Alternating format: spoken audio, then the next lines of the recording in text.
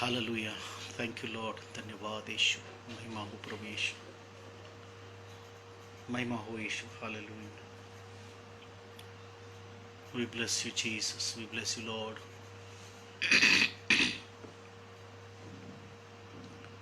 शिखेरी अंधारा बांधुरु बोस्तेरी अंधेरी. धन्यवाद प्रभु यीशु. धन्यवाद. धन्यवाद यीशु. हालेलुया. गौरव हो, महिमा हो प्रभु यीशु. महिमा हो प्रभु यीशु. हालेलुया. आमेन. Praise the Lord. हालेलुया. प्रभू येशूच्या नावाला धन्यवाद. हालेलुया. आमेन. येशूच्या नावाला धन्यवाद असो, त्याची स्तुती आणि त्याची महिमा असो.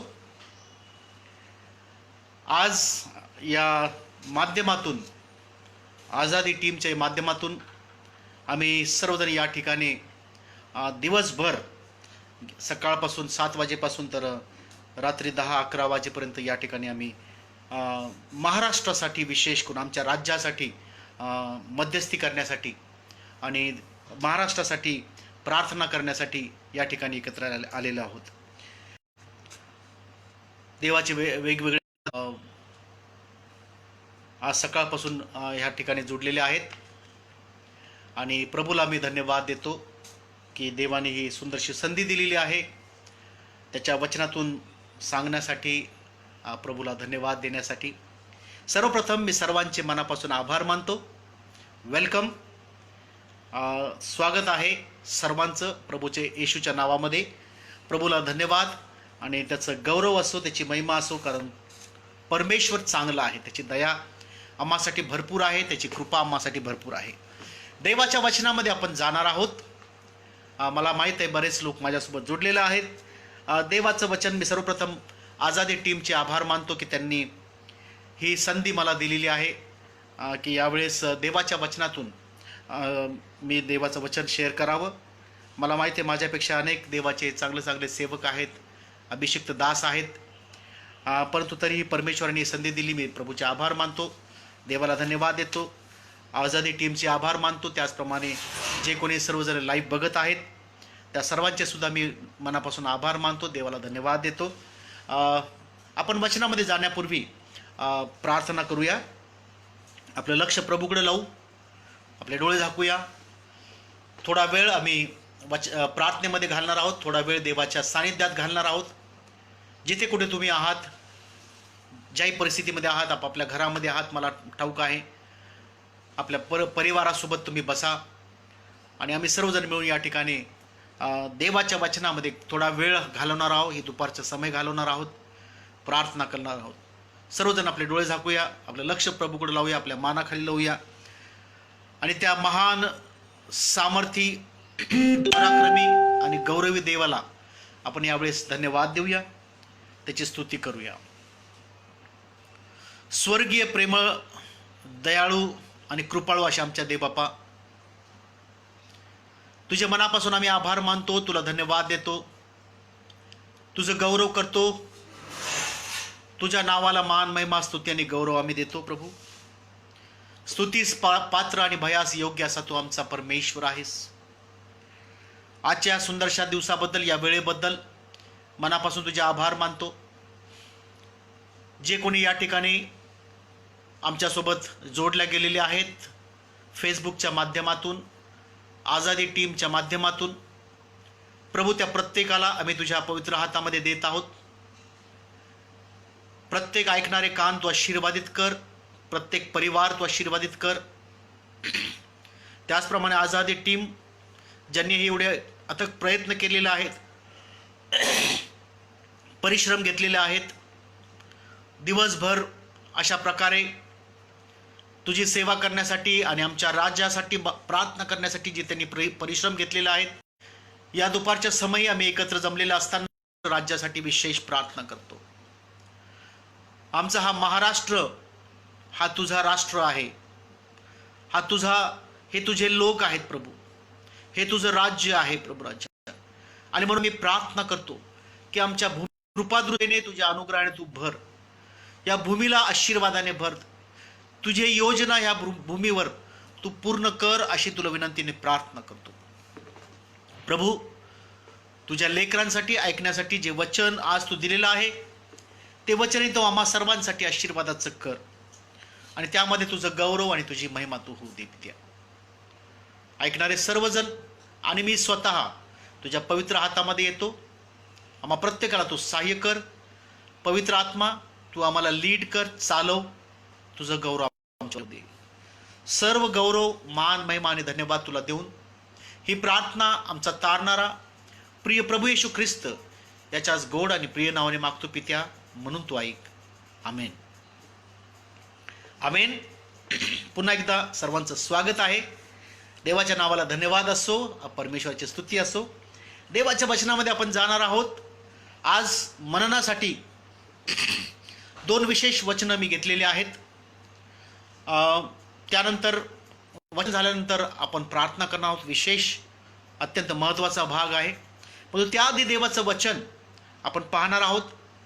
आझादी टीमचं जे ब्रीद वाक्य आहे त्या पेजवर ते मी पाहत होतो आणि तेव्हा मला लक्षात आलं की हे वचन अत्यंत योग्य असं वचन आहे. या काळामध्ये आम्हाला माहीत आहे पूर्ण राज्यामध्ये, महाराष्ट्रामध्ये, पूर्ण भारतामध्ये आणि संपूर्ण जगामध्ये कोविड-19ने कहर केलेला आहे.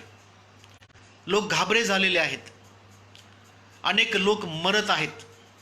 अनेक लोक संक्रमित होत आहेत या व्हायरसच्या द्वारे आणि स्थिती या ठिकाणी उत्पन्न झालेली आहे प्रियांनो. म्हणून मागील काही दिवसामध्ये, मागील महिन्यामध्ये, मार्च महिन्याच्या सुरुवातीलाच हेच वचन माझ्या मनात आलं. परमेश्वराने मला हेच वचन दाखवलं आणि अजून एक जे वचन एब्रिकरास पत्र आहे त्यामध्ये सुद्धा परमेश्वराने मला विशेष रूपी मला वचनातून सांगितलेलं आहे. हे दोन्ही वचन माझ्या चर्चमध्ये, मंडळीमध्ये मी शेअर केलेलं आहे. परंतु आज मला असं वाटतं की पुन्हा एकदा या वचनाद्वारे मी सेवा करावी. पुन्हा एकदा हे वचनावर आपण सर्वांनी मनन करावं. एक फ्रेश अनॉइंटिंग, एक ताजा अभिषेक आणि एक ताजं प्रगटीकरण परमेश्वर त्याच वचनाद्वारे मी अपेक्षित करत आहे की आम्हा सर्वांना तो देणार आहे. तर बघूया, आपल्याकडे बायबल असतील, आपली बायबल आपण उघडूया. सर्वप्रथम दुसरे इतिहास याचा 7वा अध्याय आणि याचं 14वं वचन आपण वाचणार आहोत. दुसरे इतिहास याचा 7वा अध्याय आणि याचं 14वं वचन मी वाचतो. आपण लक्ष देऊया. वचन सांगतं, तर माझे लोक ज्यांना मी आपले नाव दिले आहे त्या माझ्या लोकांनी दीन होऊन माझी प्रार्थना केली आणि माझ्या दर्शनाची उत्सुकता घेऊन ते आपल्या दुष्ट मार्गावरून परावृत्त झाले, तर मी स्वर्गातून त्यांची वाणी ऐकून त्यांच्या पापांची त्यांना क्षमा करीन, नाहीसे करील. वाचलं पुढे 15 वचन म्हणतं, जी प्रार्थना या स्थानी करण्यात येईल तिच्याकडे माझे डोळे उघडे राहतील व माझे कान लागतील. या मंदिरी माझे नाव सर्व काळ राहील, म्हणून मी हे निवडून पवित्र केले आहे. माझे नेत्र व माझे मन ही येथे सतत लागलेली राहील. प्रियांनो, प्रभू परमेश्वर हे का म्हणत आहे, हे का सांगत आहे, हे समजण्यासाठी आम्हाला थोडं मागं जावं लागेल. याच पुस्तकातलं 6व्या अध्यायामध्ये जर आपण गेलो तर 6व्या अध्यायामध्ये परमेश्वर त्याच्या प्रित्यर्थ शलोमोन राजा मंदिर बांधत आहे. परंतु हे मंदिर बांधण्याची माया दावीद राजाला झाली. दावीद हा इस्रायलाचा पहिला राजा होता. दुसरा राजा होता. पहिला शाऊल राजा होता. इस्रायल लोकांनी आम्हाला राजा असावं अशी मागणी केली. शाऊलाच्या आधी परमेश्वर स्वतः इस्रायलावर राज्य करत होता आणि आजही त्याला राज्य करण्याची इच्छा आहे. परंतु लोकांची ही मागणी होती की आम्हाला शारीरिक म्हणजे जगिक राजा हवाय. तेव्हा परमेश्वराने पहिला राजा शाऊल या नावाने त्यांना दिला. शाऊलानंतर त्याच्या गादीवर दावीद राजा बसला पर्वतावर, परंतु झाली की मी देवाप्रित्यर्थ एक सुंदरसं मंदिर बांधेल. आणि ही इच्छा दाविदाने परमेश्वरापर्यंत केली. परमेश्वर त्याला म्हणाला की दाविदा, काही कारणास्तव तू माझं मंदिर बांधू शकणार नाही, परंतु तुझ्या पोटी जो पुत्र मी देणार आहे त्याचं नाव शलमोन असेल, तो शलमोन माझ्यासाठी मंदिर बांधेल. आणि प्रियांनो, कालांतराने शलमोनाने देवाप्रित्यर्थ यरुशलेमेमध्ये एक सुंदरसं मंदिर बांधलं. 6व्या अध्यायामध्ये त्या मंदिराचं समर्पण करण्यासाठी शलमोन राजाने अवघ्या इस्रायल लोकांना यरुशलेममध्ये एकत्र केलं. पूर्ण इस्रायल लोक, देवाचे आपले निवडलेले लोक यरुशलेम या ठिकाणी एकत्र येऊन मंदिराचं समर्पण करण्यासाठी एकत्र झाले. शलमोन राजाने मंदिर समर्पण करण्याची विधी सुरुवात केली. आणि 6व्या अध्यायामध्ये जर तुम्ही वाचलं तर 22,000 बैल, 1,20,000 मेंढरं अशा प्रकारे त्याने देवाला अर्पण केली. होमार्पण, शांतीर्पण, पापार्पण, अन्नार्पण असे वेगवेगळे अर्पण शलमोनाने देवाप्रित्यर्थ अर्पण केली. आणि मग त्यानंतर शलमोनाने देवाकडे प्रार्थना केली की परमेश्वरा, हे मंदिर आज आम्ही तुला समर्पित करीत आहोत. या मंदिरामध्ये जो कोणी येऊन प्रार्थना करेल त्याची प्रार्थना तू ऐक. ज्या वेळेस इस्रायलमध्ये आणि जगामध्ये दुष्काळ पडेल आणि तो दुष्काळ नष्ट होण्यासाठी ज्या वेळेस लोक या मंदिरामध्ये येऊन तुझ्याकडे विनंती करतील, तर परमेश्वरा त्या दुष्काळ येतील, महामारी येतील, वेगवेगळ्या प्रकारचे रोग आणि आजार इस्रायलवर ज्या वेळेस येतील, त्या वेळेस जेव्हा तुझे लोक तुझी प्रार्थना करतील परमेश्वरा, तेव्हा त्यांची प्रार्थना तू ऐक, असं शलमोनाने देवाकडे प्रार्थना केली. आणि ही प्रार्थना केल्यानंतर त्याने यज्ञ केला. प्रियांनो, 6व्या अध्यायामध्ये जे अर्पण शलमोनाने केलं होतं त्याची महान अशी उपस्थिती उतरली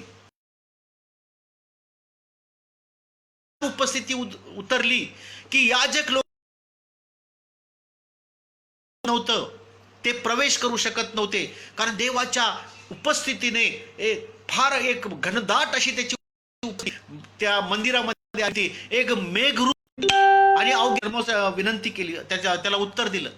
आणि परमेश्वर त्याला म्हणाला की शलमोना, जे समर्पण मंदिराचं तुम्हाला माझ्यासाठी केलेलं आहे, जे मंदिर तुम्हाला समर्पित केलेलं आहे, जे अर्पण तू जी प्रार्थना केलेली आहे शलमोना, ती प्रार्थना मी ऐकेल. तेव्हा 14वं वचन आम्हाला पाहायला मिळतं. तेव्हा तो म्हणतो, तर माझे लोक ज्यास मी आपले नाव दिलेले आहे दीन होतील, नम्र होतील, माझी प्रार्थना करतील, माझं मुख शोधण्यासाठी ते जेव्हा उत्सुक राहतील, आपले दुष्ट मार्ग सोडतील, तेव्हा स्वर्गातून मी त्यांची वाणी ऐकेल, त्यांना प्रार्थनेचं मी उत्तर देईल, त्यांची क्षमा करील आणि त्यांच्या देशातून सर्व क्लेश मी नाहीसे करील, असं परमेश्वराचं वचन सांगतं. या ठिकाणी 5 गोष्टी परमेश्वर डिमांड करत आहे. 5 गोष्टी देव आमच्याकडून अपेक्षा करत आहे या दिवसांमध्ये. प्रियांनो, सर्वप्रथम दीन होणे, नम्र होणे. परमेश्वर अपेक्षा करत आहे की माझे लोक नम्र व्हावे. तो आम्हाकडून, त्याच्या लोकांकडून नम्रता अपेक्षित करीत आहे. दुसरी गोष्ट तो म्हणतो की माझे लोक जर प्रार्थना करतील, आज प्रार्थनेची अत्यंत आवश्यकता आहे. तिसरी गोष्ट, माझ्या दर्शनासाठी जर लोक उत्सुक होतील. आज परमेश्वर डिमांड करत आहे आमच्याकडून की आम्ही त्याच्या दर्शनासाठी उत्सुक असावं. त्याच्या दर्शनासाठी उत्सुकता देव मागत आहे. दर्शनासाठी उत्सुकता परमेश्वर प्रार्थना करत, आणि तो म्हणतो की माझे लोक माझ्या दर्शनासाठी उत्सुक होतील. 5वी गोष्ट डिमांड करत आहे की ते आपल्या दुष्ट मार्गातून परावृत्त होतील. ह्या 5 गोष्टी आज परमेश्वर आमच्याकडून अपेक्षा करत आहे. प्रियांनो, मग तो म्हणतो 3 गोष्टी तो म्हणतो की तेव्हा स्वर्गातून मी त्यांची वाणी ऐकेल, त्यांची क्षमा करेल, आणि तिसरी त्यांच्या भूमीतून क्लेश नाहीसे करेल. इंग्लिशमध्ये असं सांगितलेलं आहे की I will heal the land, मी त्यांच्या भूमीला निरोगी असं करेल. हालेलुया. दुसऱ्या वचनामध्ये आपण जाऊया. इब्रिकरास पत्र याचा 12वा अध्याय, आणि अत्यंत महत्वाचं हे वचन आहे. इब्रिकरास पत्र 12वा अध्याय आणि 26 वचन आपण वाचणार आहोत. याकडे तुम्ही कृपा करून लक्ष द्यावं. 12वा अध्याय आणि 26 वचन आम्हाला असं सांगतं की त्यावेळेस त्याच्या वाणीने पृथ्वी हलवली, परंतु त्याने दिलेले वचन आता असे आहे की आणखी एकदा मी केवळ पृथ्वी नव्हे तर आकाशही कापवीन. आणखी, याचा 27 वचन सांगतं, आणखी एकदा याचा अर्थ असा होतो की घडवलेल्या वस्तूप्रमाणे हलवलेल्या वस्तू काढून टाकल्या जातील, ते ह्यासाठी की न हलवलेल्या वस्तू टिकून राहाव्या. म्हणून न हलविता येणारे राज्य आपल्याला मिळत असल्या कारणाने आपण उपकार मानू, तेने करून देवाला संतोषकारक होईल अशी त्याची सेवा, आदर व भय धरून हे सर्व करू, कारण आपला देव अग्नी आहे. आमेन. फार महत्वाची गोष्ट आहे प्रियांनो. आज आम्ही पाहत आहोत की संपूर्ण जग या कोरोना व्हायरसमुळे हादरलेलं आहे, हलवलेलं आहे. अखिल पूर्ण जगामध्ये, मग तो कोणताही देश असो, कोणत्याही प्रकारचे लोक असो प्रियांनो, सर्वत्र जणू काय पृथ्वी हादरल्यासारखी झालेली आहे. पृथ्वी जणू काय हलवल्यासारखी झालेली आहे. आणि इब्रिकरास पत्र 12वा अध्याय 26 वचनामध्ये परमेश्वर म्हणतो, काय सांगतो बघा, तो म्हणतो की त्यावेळेस, तो म्हणतो त्यावेळेस, कोणत्या वेळेस? त्यावेळेस त्याच्या वाणीने पृथ्वी हलवली होती. हा जो लेखक आहे इब्रिकरास पत्र, अनेक लोक म्हणतात पौल असेल, परंतु पौल याचा लेखक आहे का नाही अजून म्हणजे काही लोकांचं त्याच्यामध्ये वाद आहे की कदाचित पौल नसावा, कोणी दुसरा असावा. परंतु त्याच्या लिखाणावरून, ज्या भाषा शैलीवरून आम्हाला असं कळतं की हा अंदाज आहे की हा पौल असेल लिहिणारा. तो म्हणतो, तो इब्री लोकांना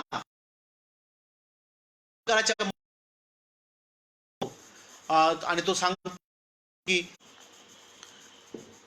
त्यावेळेस त्याच्या वाणीने पृथ्वी हलवली गेली होती, परंतु आज देवाचं वचन आलेलं आहे की मी आणखी एकदा केवळ पृथ्वीच नाही तर आकाशही हलवणार आहे.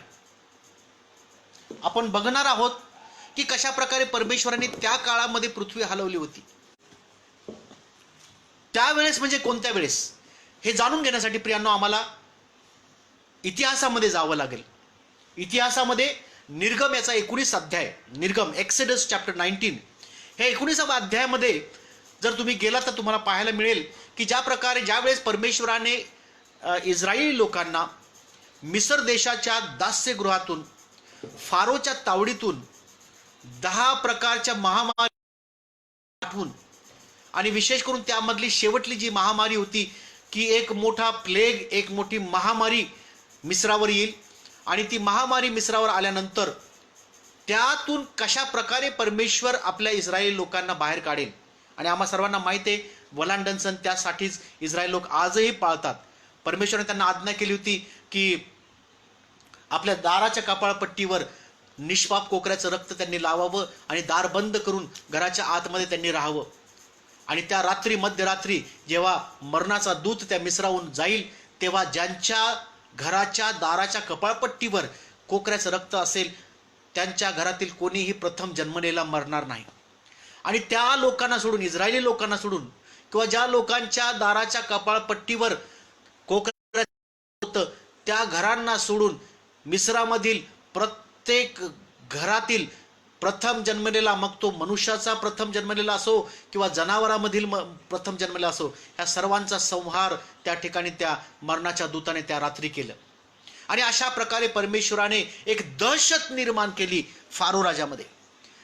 आणि मग ही शेवटली महामारी पाहून फारो राजाने इस्रायल लोकांना मोशेच्या अध्यक्षतेखाली काढून टाकले. त्यांना म्हटलं की लवकर आमचा हा देश सोडा. अशा प्रकारे त्या गुलामगिरीतून त्या फारोच्या गुलामगिरीतून परमेश्वराने त्यांची सुटका केली. मोशेच्या अध्यक्षतेखाली हे सर्व 6 लाख पुरुष, अनेक स्त्रिया, त्यांची मुलं, त्यांचे धनसंपत्ती आणि कितीतरी गुरे ढोरे शेरडे मेंढरे हे सर्व घेऊन, केवळ 6 लाख पुरुष होते. त्यांच्या 6 लाख पत्नी, 12 लाख आणि कमीत कमी 2 मुलं जरी धरले तर बरेच लोक त्या ठिकाणी होते. 20, 25, 24, 30 लाख पर्यंत असतील आम्हाला ठाऊक. आणि परमेश्वराने त्यांना बाहेर नेलं. चालत असताना परमेश्वराने त्यांना आज्ञा केली आणि त्यांना अभिवचन दिलं की मिस्राच्या दास्यगृहातून जेव्हा तुम्ही निघाल तेव्हा तुम्हाला मी वतन दाखल देशामध्ये घेऊन जाईल. आणि त्या वतन दाखल देशाकडे जात असताना मध्येच वाटेमध्ये त्यांना सिनाय पर्वत भेटला. 19व्या अध्यायामध्ये ज्यावेळेस आम्ही येतो तेव्हा आम्हाला कळतं की परमेश्वर मोशेला म्हणाला की तू पर्वतावर ये, मला तुझ्याशी काही बोलायचं आहे. जेव्हा मोशे पर्वतावर गेला, तिसऱ्या दिवशी जेव्हा परमेश्वराने मोशेने सर्व इस्रायल लोकांना त्या पर्वताच्या अवतीभोवती गोळा केलं आणि परमेश्वराने त्यांना सांगितलं की कोणीही त्या पर्वताला शिव सुद्धा नाही. आणि मग अकस्मात एक मोठा मेघगर्जना झाली, एक मोठा भूकंप झाला, एक मोठा हादरा बसला. सिनाय पर्वत पूर्णपणे हलवल्या गेला आणि परमेश्वर त्या ठिकाणाहून खाली उतरला. आणि परमेश्वराने इस्रायल लोकांशी जे 3 दिवसापर्यंत स्वतःला शुद्ध करीत होते त्यांच्याशी परमेश्वर बोलला. 3 दिवसानंतर इस्रायल लोक त्या ठिकाणी एकत्र झाले आणि परमेश्वर त्यांच्याशी बोलला. त्या काळामध्ये परमेश्वराची उपस्थिती एवढी महान प्रकारे, एवढी भयावह त्या ठिकाणी आली प्रियांनो, की अख्खा सिनाय पर्वत हादरू लागला. लोक भयभीत झाले आणि ते म्हणाले की बस करा, तो नाद, तो करण्याचा नाद, ते भूमिकंप, ते हलवणे आम्हाला आता सहन होत नाही. एवढंच नाही, मोशे सुद्धा म्हणाला की परमेश्वरा माझ्यापासून मला सुद्धा तुझी उपस्थिती सहन होत नाही. एवढी महान उपस्थिती परमेश्वराची त्या पर्वतावर आली होती प्रियांनो. आणि तेच संदर्भ या ठिकाणी इब्री पत्राचा जो लेखक म्हणतो की त्या काळी, त्यावेळेस देवाच्या वाणीने पृथ्वी हलवली होती, परंतु तो म्हणतो की यावेळेस आता केवळ पृथ्वीच नव्हे तर आकाश सुद्धा मी हलवेल. Praise Lord. तो संदर्भ तो या ठिकाणी देत आहे. का हलवत आहे परमेश्वर? आज आम्ही पाहतो कोरोना व्हायरसमुळे पृथ्वी अक्षरशः हलवली गेलेली आहे. आम्हाला असं वाटतं की खरोखर पृथ्वी, लोक घाबरे झालेले आहेत. एवढंच नव्हे, केवळ कोरोना व्हायरस हे व्हायरस आल्यामुळेच नव्हे तर अक्षरशः अनेक भूमिकंप या काळामध्ये 2020 मध्ये जर तुम्ही बघाल मागील न्यूज तर ह्या 2020 मध्ये अनेक भूमिकंप झाले. आत्ताच मागे काही भूमिकंप झाले, अनेक भूमिकंप होऊन गेलेले. पृथ्वी हादरलेली आहे. 2020 सुरू झालं आणि पृथ्वी हादरलेली आहे.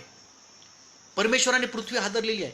आता 27 वचनामध्ये याच अध्यायाच्या का Y there is a shaking, यासाठी की तो म्हणतो की ज्या हलवल्या जाणाऱ्या गोष्टी आहेत त्या निघून जाव्या. Which is shakeable can be removed and that which is unshakeable should remain and should grow. परमेश्वर का पृथ्वी हलवत आहे, परमेश्वर का आकाश हलवत आहे, यासाठी 27 वचन सांगतं, यासाठी परमेश्वर हे सर्व हलवत आहे, आकाश आणि पृथ्वी हलवत आहे. कारण ह्या पृथ्वीवर ज्या काही हलवल्या जाणाऱ्या गोष्टी आहेत, विच एव्हर इज शेकेबल, ते निघून जावं, ते नष्ट व्हावं, यासाठी परमेश्वर पृथ्वी हलवत आहे. अशा कोणत्या गोष्टी आहेत प्रियांनो की ज्या हलवल्या जाऊ शकतात? मी तुम्हाला सांगतो, एकच गोष्ट आहे आणि ती म्हणजे सैतानाचं राज्य. The kingdom of devil is shakeable. सैतानाचं राज्य हलवल्या जाणारं राज्य आहे, परंतु जात नाही. देवाचं राज्य न हलवणारं राज्य आहे. It is unshakeable kingdom of God. Hallelujah. It is unshakeable kingdom of God. न हलवल्या जाणारं देवाचं राज्य आहे प्रियांनो. सैतानाचं राज्य हे हलवल्या जाणारं राज्य आहे. आणि म्हणून परमेश्वर म्हणतो की ह्या 2020 मध्ये यासाठी मी पृथ्वी हलवत आहे की जे हलवल्या जाणारं आहे, जे सैतानाचं राज्य आहे ते निघून जावं. कोणतं आहे सैतानाचं राज्य? सैतानाचं राज्य कशाने भरले? दुष्टतेने भरलेलं आहे, व्यभिचाराने भरलेलं आहे, चोरीने भरलेलं आहे, मूर्तीपूजेने भरलेलं आहे, राग, तट, फुटी, मतभेद, वैर, कलह, जातीवाद, जातीभेद, सर्व प्रकारच्या दुष्ट अमंगळ गोष्टी, वेगवेगळ्या प्रकारचा भ्रष्टाचार, सर्व अनैतिक गोष्टी, सर्व घाणेरड्या गोष्टी, सर्व प्रकारच्या मूर्तीपूजा, देवाला न मानणं, देवासमोर नम्र न होणं, कोमटपणा, ह्या सर्व गोष्टी मिळून सैतानाचं राज्य बनतं. आणि ह्या हलवल्या जाणाऱ्या गोष्टी आहेत. परमेश्वर ह्या गोष्टी ज्या सैतानापासून आहे त्या सर्व काढून टाकण्यासाठी ही पृथ्वी तो हलवत आहे. That's why this shaking has come. परंतु तुम्ही आणि मी देवाच्या राज्यामध्ये आहोत. तुमच्यामध्ये आणि माझ्यामध्ये, मी देवाच्या लोकांसोबत बोलत आहे, तुमच्यामध्ये आणि माझ्यामध्ये देवाचं राज्य आहे. तुम्ही आणि मी त्या देवाच्या राज्यामध्ये आहोत. We are in the kingdom of God and that kingdom which is unshakable. ते राज्य जे कधीही न हलवणार आहे. वाचा 27 वचन काय म्हणतं. 27 वचन म्हणतं, आणखी एकदा त्याचा अर्थ असा होतो की घडवलेल्या वस्तूप्रमाणे हलवलेल्या वस्तू काढून टाकल्या जातील. ज्या गोष्टी हलवलेल्या आहेत त्या काढून टाकल्या जातील. ते ह्यासाठी की न हलवलेल्या वस्तू टिकून राहाव्या. जे कधी हलवल्या जाणार नाहीत ते टिकून राहण्यासाठी परमेश्वर हे सांगतो. म्हणून 28 वचन बघूया. म्हणून न हलविता येणारे राज्य आपल्याला मिळत असल्या कारण आम्हाला ते मिळालेलं आहे. काय सांगतं परमेश्वराचं वचन? 28 वचन, आम्ही कोणत्या राज्यामध्ये आहोत? न हलवता येणारं, न हलविता येणारे राज्य हे देवाचं राज्य आहे. ते आम्हाला मिळत आहे. Praise the Lord. एक आनंदाची गोष्ट ही आहे, जर तुम्ही ख्रिस्ती आहात, जर तुम्ही प्रभू येशू ख्रिस्ताला आपला तारणारा आणि प्रभू म्हणून आपल्या अंतःकरणामध्ये ग्रहण केलेला, जर येशू तुमचा प्रभू आहे आणि येशू शिवाय दुसरा कोणी, येशू ख्रिस्त हा तुमचा जर तारणारा आहे, तर तुम्ही देवाच्या राज्यामध्ये आहात. हालेलुया. जर येशू तुमचा तारणारा आहे, येशू ख्रिस्ताला जर तुम्ही स्वीकार केलेला आहे, तर तुम्ही देवाच्या राज्यात आहात. मला आता एक छोटीशी एक डेमॉन्स्ट्रेशन करून तुम्हाला सांगू द्या की तुम्ही कशा प्रकारे देवाच्या राज्यात आहे. मी त्या सर्वांचं अभिनंदन करतो जे ऑलरेडी देवाच्या राज्यामध्ये आहे. परंतु आज मी चॅलेंज करत आहे, आज मी विनंती करत आहे त्या सर्व लोकांना की ज्यांनी अजून देवाच्या राज्यामध्ये प्रवेश केलेला नाही, ज्यांचं तारण अजून झालेलं नाही. कारण जर तुमचं तारण झालं तर तुम्ही न हलवल्या जाणाऱ्या राज्यामध्ये वस्ती कराल.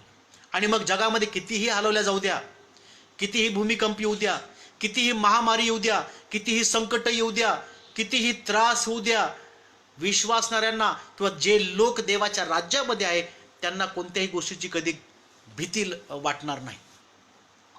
तर देवाचं राज्य काय आहे? देवाचं राज्य वस्तुस्थितीमध्ये नाही.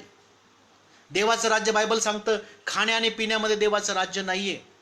देवाचं राज्य केवळ बोलण्यात नाहीये. परमेश्वर का राज्य केवल बातों में नहीं है. परमेश्वर का राज्य खाना और पीने में नहीं है. तो परमेश्वर का राज्य कहाँ है? परमेश्वर का राज्य हमारे अंदर है. जब यीशु मसीह को, जेव्हा येशू ख्रिस्ताला तुम्ही तारणारा म्हणून आपल्या अंतःकरणात स्वीकार करता, when you receive Jesus as Lord and Savior into your life, into your very life, when you surrender your life to Jesus, जेव्हा आपलं जीवन तुम्ही येशू ख्रिस्ताला समर्पित करता, येशू शिवाय दुसरा देव नाही असं जर तुम्ही म्हणता, प्रभू येशू ख्रिस्त स्वर्गातून या पृथ्वीवर आला 2000 वर्षापूर्वी, माझ्या अपराधासाठी तो मेला, जर असं तुम्ही आपल्या मुखाने कबूल करता तर तुम्ही देवाच्या राज्यामध्ये आहात. एक छोटंसं डेमॉन्स्ट्रेशन करून मला तुम्हाला सांगू द्या की काय देवाचं राज्य आहे आणि कशा प्रकारे आम्ही देवाच्या राज्यामध्ये प्रवेश करू शकतो. अत्यंत महत्त्वाचं आहे, लक्षपूर्वक ऐका. आमच्याकडे आमचा हात आहे, आम्हाला 5 बोट आहेत. नाही, सगळ्यांना 5 बोट आहेत. Everybody is having 5 fingers. या उदाहरणातून मी तुम्हाला सांगतो की देवाच्या राज्यामध्ये आम्ही कशा प्रकारे प्रवेश करू शकतो.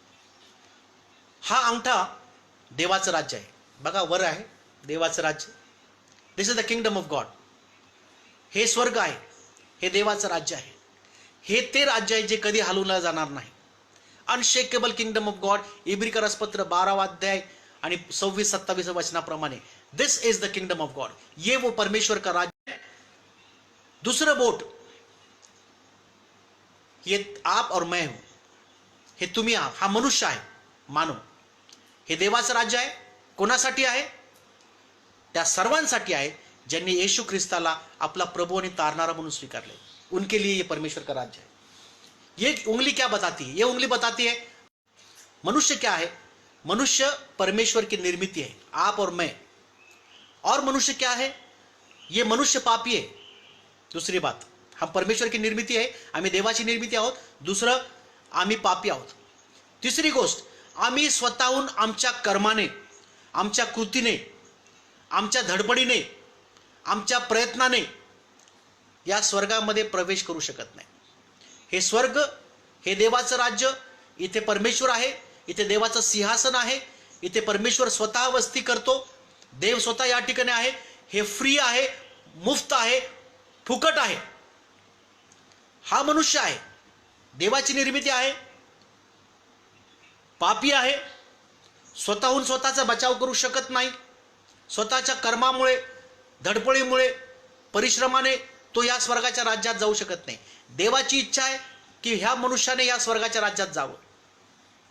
तिसरं बोट, मोठं, सर्वात मोठा या स्वर्गामध्ये आहे. हा परमेश्वर, त्याचं सिंहासन या स्वर्गात आहे. दयाळू आहे, तो न्यायी आहे.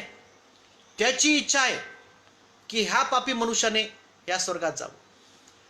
या देवाची इच्छा आहे की या मनुष्याने या स्वर्गामध्ये जावं, प्रवेश करावा. परंतु मनुष्य पापी असल्या कारणाने या स्वर्गात जाऊ शकत नाही. मग या देवाने काय केलं? या देवाने हे जे बोट आहे, प्रभू येशू ख्रिस्त, सर्वात महत्वाचं बोट, याला आम्ही रिंग फिंगर म्हणतो. ह्याच बोटामध्ये लग्नाची अंगठी घालतात. ती अंगठी जे प्रेमाचं प्रतीक आहे, ती अंगठी याला बोटामध्ये घालतात. प्रभू येशू ख्रिस्तासोबत आम्ही वांगनिश्चय केलेला आहे. त्याची मंडळी, त्याची चर्च हे प्रभू येशू ख्रिस्ताचे वधू आहे. आणि म्हणून या बोटाला येशू ख्रिस्ताचं प्रतीक दिले. हा येशू ख्रिस्त, ह्या देवाने काय केलं की ह्या मनुष्याला या स्वर्गामध्ये जाण्यासाठी ह्या देवाने आपला पुत्र प्रभू येशू ख्रिस्त याला या पृथ्वीवर पाठवलं. हालेलुया. प्रभू येशू ख्रिस्त याला या जगात पाठवलं यासाठी की येशू ख्रिस्ताने आपला प्राण त्या क्रूसावर द्यावा, जेणेकरून हा मनुष्य आपल्या पापामुळे या स्वर्गात जाऊ शकत नाही. या मनुष्याचे सर्व पापांची क्षमा हा प्रभू येशू ख्रिस्त स्वतःवर घेऊ. आणि त्यांनी घेतलं आजपासून 2000 वर्षापूर्वी. या मनुष्याचे, आम्हा सर्व लोकांचे पाप प्रभू येशू ख्रिस्ताने स्वतःवर घेतले. तो पापी नाहीये, आम्ही पापी आहोत. हे पाप त्याने आपल्यावर घेतले. प्रभू येशू ख्रिस्त स्वतः पाप झाला. He became sin for us. आणि त्याने आम्हाला या स्वर्गामध्ये जाण्याचा मार्ग मोकळा केला. हे शेवटलं बोट विश्वासाचं बोट आहे. छोटासा बोट आहे, छोटासा विश्वास, मोहरीच्या दाण्या एवढा विश्वास. जर आम्ही देवाच्या ह्या प्रेमावर विश्वास ठेवतो, या देवाच्या प्रेमाचा आम्ही स्वीकार करतो आणि त्याने आमच्यासोबत केलेला करार, आपला पुत्र प्रभू येशू ख्रिस्त जो आमच्यासाठी क्रूसावर मेला, ज्याने आपलं रक्त सांडवलं, आपला प्राण दिला, त्याच्यावर जर आम्ही विश्वास ठेवतो तर हा मनुष्य या स्वर्गाच्या राज्यामध्ये, या अनशेकेबल किंगडममध्ये नेहमी जाईल. हालेलुया. आम्हाला काय करायचं आहे? छोटासा विश्वास, स्मॉल फेथ, छोटासा विश्वास ठेवायचा आहे. मी त्या लोकांशी बोलत आहे ज्यांनी ज्यांचा अजूनही या स्वर्गाच्या राज्यामध्ये, या न हलवता येणाऱ्या देवाच्या राज्यामध्ये प्रवेश त्यांचा जर झाला नसेल, तर त्यांना आज मी आव्हान करत आहे, चॅलेंज करत आहे प्रियांनो, की आम्ही सर्वजण पापी आहोत, प्रत्येकजण पापी आहोत. बायबल सांगतं रोमकरास पत्रामध्ये प्रत्येकाने पाप, ती शिक्षा देवाने आपला पुत्र येशूवर लादली. आम्हाला काय करायचंय? आम्हाला फक्त विश्वास ठेवायचा. जर आम्ही विश्वास ठेवतो तर आम्ही ख्रिस्ता समान होतो, आमच्या पापांची क्षमा आम्हाला होते आणि आम्ही ह्या अनशेकेबल किंगडममध्ये, ह्या न हलवता येणाऱ्या राज्यामध्ये आम्ही प्रवेश करू शकतो. देवाची इच्छा आहे की कोणाही मनुष्याचा नाश होऊ नये. त्याची उत्कट इच्छा आहे. नरक परमेश्वराने मनुष्यासाठी तयार केलेला नाही, तो सैतानासाठी आहे. परमेश्वराने तुमच्यासाठी, माझ्यासाठी, अवघ्या जगातील मनुष्य प्राण्यासाठी फक्त स्वर्ग निर्माण केलेला आहे, अनशेकेबल किंगडम तयार केलेलं आहे, न हलवता येणारं राज्य तयार केलेलं आहे. आणि त्याची इच्छा आहे की ह्या मनुष्याने ह्या राज्यामध्ये जावं. प्रियांनो, आज मी त्या लोकांशी बोलत आहे ज्यांनी अजूनही येशू ख्रिस्ताला आपला तारणारा आणि प्रभू म्हणून स्वीकार केला नाही. त्याने आमच्यासाठी केलेल्या कृत्यांचं त्यांनी कौतुक केलं नाही किंवा त्याचे आभार मानले नाही. फक्त देवाची इच्छा आहे की आम्ही विश्वास, हे शेवटलं बोट, फक्त विश्वास ठेवा. आमच्या देवाला नारळ, अगरबत्ती, मेणबत्ती, फुलं, हार याची काही गरज नाही. पायी पायी कुठेतरी लांब डोंगरावर अनवाणी जावं किंवा फार मोठं परिश्रम करावे, फार मोठं कष्ट करावे, कारण ह्या सर्व कामाने आम्ही स्वर्गाच्या राज्यात जाऊ शकत नाही. प्रार्थना करणे, बायबल वाचणे हे गरजेचं आहे, आम्ही करू शकतो. पण सर्वात महत्त्वाचं प्रभू येशू ख्रिस्त किंवा परमेश्वर आमच्याकडून अपेक्षा करतो तो म्हणजे फक्त येशू ख्रिस्तावर विश्वास ठेवणे. त्याने तुमच्या आणि माझ्यासाठी जे काही केलं, आणि म्हणून एकच गोष्ट तुम्ही करावी आणि ती म्हणजे येशू ख्रिस्तावर विश्वास ठेवायचा. येशूवर विश्वास ठेवा. त्याने तुमच्या आणि ठेवलेले आहे, त्याचा स्वीकार करा. बायबल आम्हाला सांगतं जो मुखाने कबूल करतो आणि अंतकरणात विश्वास ठेवतो त्याचे तारण होते, त्याचं देवाच्या राज्यामध्ये प्रवेश होतो, त्याचं न हलवल्या जाणाऱ्या राज्यामध्ये प्रवेश होतो. इब्री लोकास पत्र 12 अध्याय आणि 26, 27, 28 वचनाप्रमाणे आम्हाला त्याचा स्वीकार करायचा, प्रभू येशू ख्रिस्ताचा तारणारा आणि प्रभू म्हणून स्वीकार करायचा आहे. जर तुम्ही त्याचा स्वीकार केला तर निश्चित ह्या अनशेकेबल किंगडममध्ये तुम्ही जाल. मी विनंती करतो अजूनही ज्यांनी येशू ख्रिस्ताचा स्वीकार केला नाही, जे येशूला ओळखत नाही, त्यांच्यासाठी आता मी प्रार्थना करणार आहे. प्रियांनो, जर तुम्ही आहात आणि तुमची इच्छा आहे की ह्या न हलवता येणाऱ्या राज्यामध्ये तुम्ही असावं, येशूच्या राज्यामध्ये तुम्ही असावं, अशी जर तुमची इच्छा असेल तर यावेळेस तुम्ही आपले डोळे झाका, आपल्या मानाला वा, नम्रतेने प्रभूच्या समोर या आणि मी तुमच्यासाठी प्रार्थना करतो. जर तुम्ही असे असाल, जर तुमची इच्छा आहे की देवाच्या न हलवता येणारा अत्यंत गरजेचं आहे, प्रभू येशूला आपल्या अंतकरणात स्वीकार करणं अत्यंत गरजेचं आहे आणि त्यासाठी काही लागत नाही, फक्त तुम्हाला आपल्या मुखाने कबूल करायचं. बायबल सांगतं जो आपल्या मुखाने कबूल करतो, अंतकरणात विश्वास ठेवतो, त्याचे तारण होते. तुम्हाला 2 मुखाने कबूल करा. तुमच्या मुखाने कबूल करण्यासाठी तुम्हाला माझ्या मागे ही प्रार्थना म्हणायची. आपले डोळे बंद करा, आपल्या मानाला वा, नम्रतेने अंतकरणात विश्वास ठेवा आणि माझ्या मागे ही प्रार्थना म्हणा. प्रभू येशू, मी तुझे आभार मानतो, मी तुझी स्तुती करतो, मी तुझी स्तुती करतो. माझ्या मागे बोला.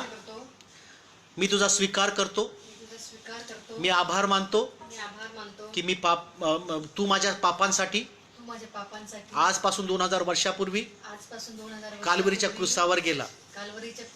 2000 वर्षापूर्वी देवाचा कोकरा होऊन आपला प्राण त्या क्रूसावर दिलास, आपलं रक्त त्या क्रूसावर अर्पण केलंस आणि त्या तुझ्या बलिदानामुळे जर मी विश्वास ठेवतो तर माझ्या पापांची मला क्षमा होते.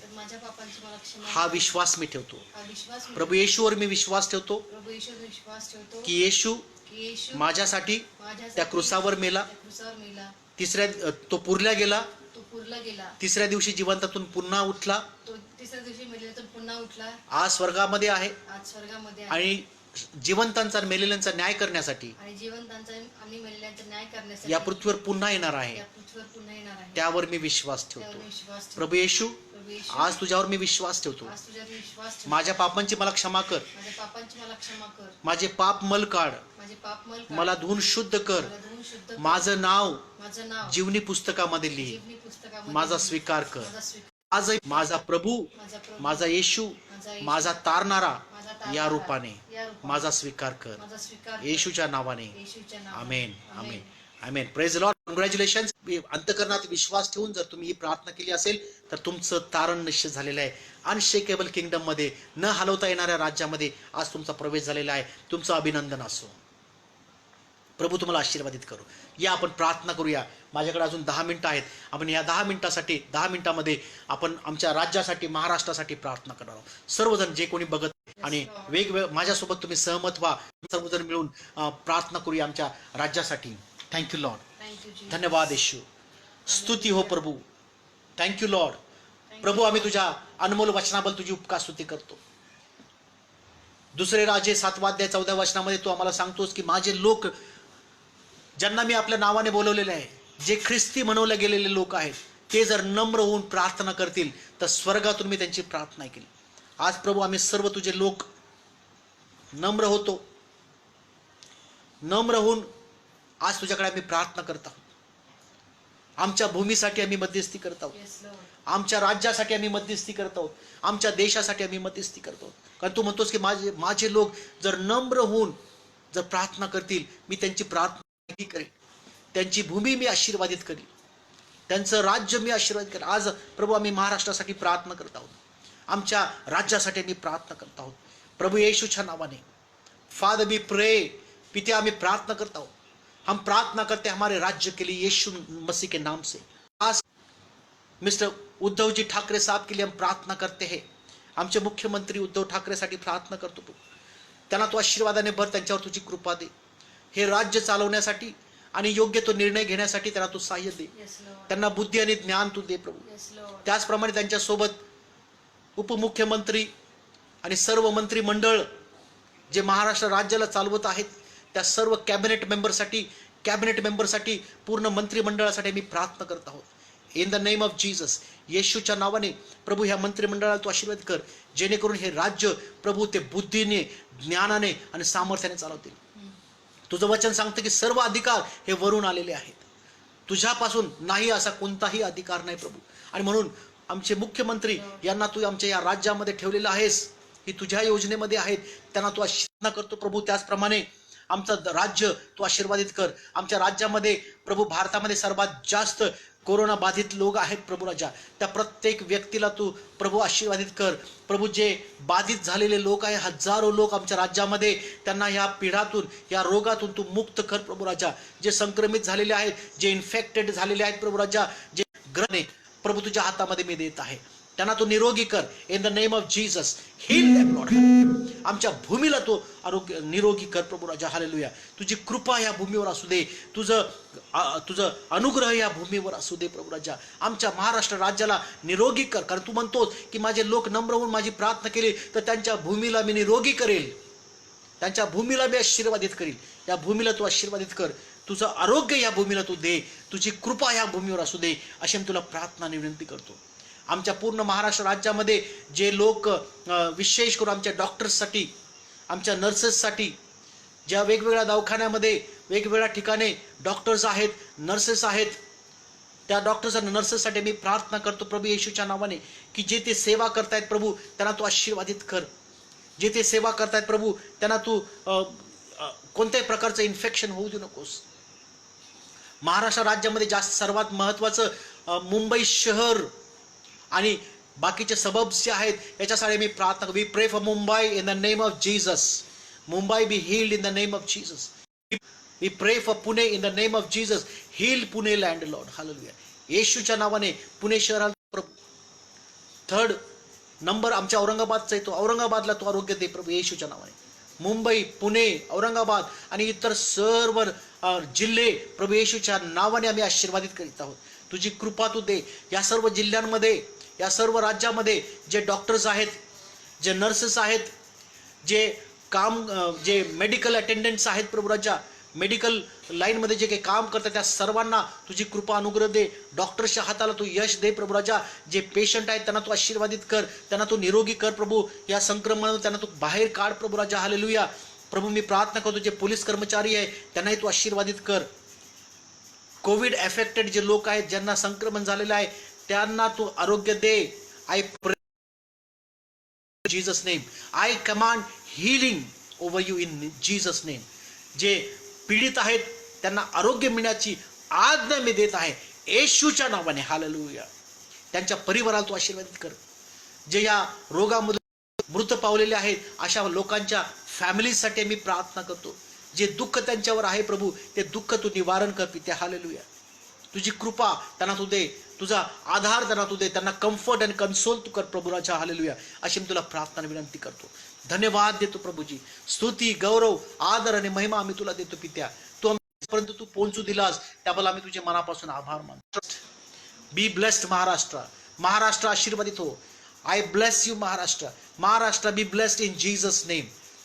महाराष्ट्र आशीषित हो जाए यीशु मसीह के नाम से. हालेलुया. Be blessed in the name of Jesus Christ.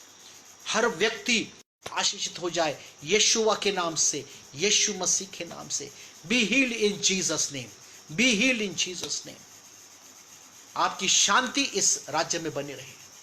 आपका अनुग्रह इस राज्य में बना रहे. आपकी कृपा इस राज्य में बनी रहे. आप सामर्थी परमेश्वर हो. आप अनुग्रही परमेश्वर है. इस देश को संभाल के रखना.